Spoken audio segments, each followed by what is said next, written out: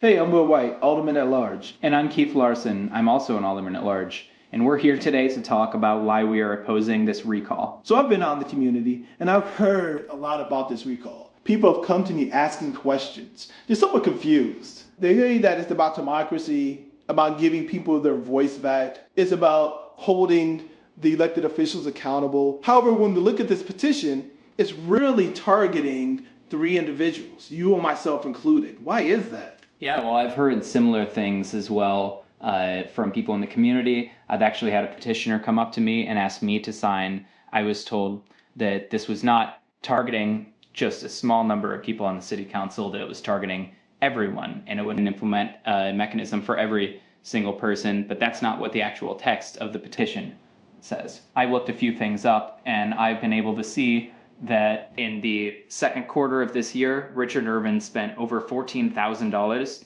on two consulting firms, and these consulting firms were behind the majority of the petitions that were collected for both of these recall questions. Richard Evans spent $14,000 on two consulting firms to get this petition started and out. What does that mean? Well, I think it means that if a recall mechanism is implemented, rather than candidates running for office every 4 years, they're going to have to be potentially fighting against recall attempts against them every 2 years instead. And if candidates or if people who are backed by a lot of corporate PAC money, such as Richard Irvin, have $14,000 to drop on these recall petitions, who's to say that they can't spend money and put recall questions in the future on the ballot every 2 years? Now, Keith, I don't know about you, but I don't have $14,000 just to throw away for petitions.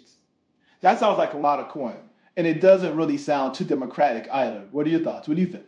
Yeah, I don't think people should be buying elections. I don't think money should have that kind of influence. So we're not even sure if these recall questions are going to make it to the ballot. But regardless of whether they do or not, we wanted to make sure that the people that we serve, our constituents, know what this is about. So first, register to vote if you haven't already.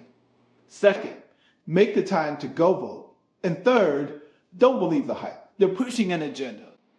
So thank you for watching, and remember, we work for you.